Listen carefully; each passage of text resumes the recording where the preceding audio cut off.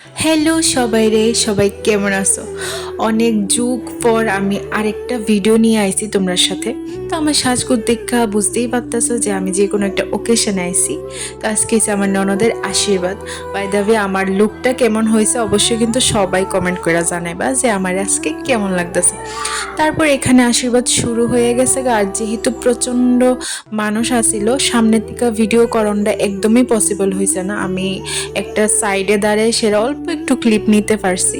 তারপর আমি আইছি নিচে, আর নিচে আয়া দেখি কফি আছে, তারপর পকোড়া আছে। তো আমি আগে কফিটাই ট্রাই করলাম, আর গরম গরম কফিটা যেহেতু আসিল খুব ভালো লাগছে। তারপর আমি একটু পকোড়াও নিলাম, আর পকোড়াটি যেই বানাইছে খুব টেস্ট হয়েছে, খুব ভালো লাগছে আমার কাছে।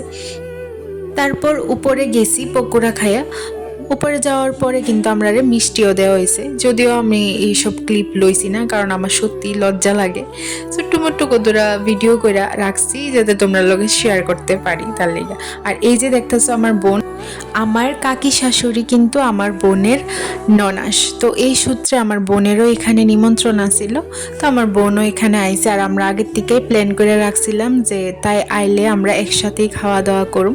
তো সেই সূত্রে আমরা একসাথেই খাওয়া দাওয়া করছি। তারপর একের পর এক আমার থালে অনেক খাবার আইতাছিল, কিন্তু আমার খাইতে একদম ইচ্ছা করতেছিল না, কারণ হঠাৎ করে আমার শরীরটা প্রচণ্ড খারাপ করে লাগছে। হয়তো বা পকোড়া খাইছি, তারপর কফি খাইছি, এটির থেকে হয়তো বা আমার গ্যাস হয়ে গেছে গা, আমার প্রচণ্ড শরীর খারাপ করছে। ভাতই খাইতে পারছি না ঠিক মতো। তবু সব কিছু একটু একটু করে টেস্ট করছি, যাতে কইতাম পারে যে কোনটা কীরকম স্বাদ হয়েছে। এর লিগা সব কিছু আমি টেস্ট করছি অল্প অল্প করে। সব কিছু খুবই ভালো হয়েছে, ক্যাটারিং সার্ভিস সব খুবই সুন্দর, আমার পার্সোনালি খুব ভালো লাগছে। তারপর খাওয়া দাওয়া শেষ করে আমরা আর বেশি সময় আসছিলাম না, আয়া পড়ছি, কারণ যেহেতু শরীরটা প্রচণ্ড খারাপ লাগতেছিল। এরপরে আর আমি কোনো ক্লিপও নিছি না। তো আজকে ভিডিওটা এতটুকুই।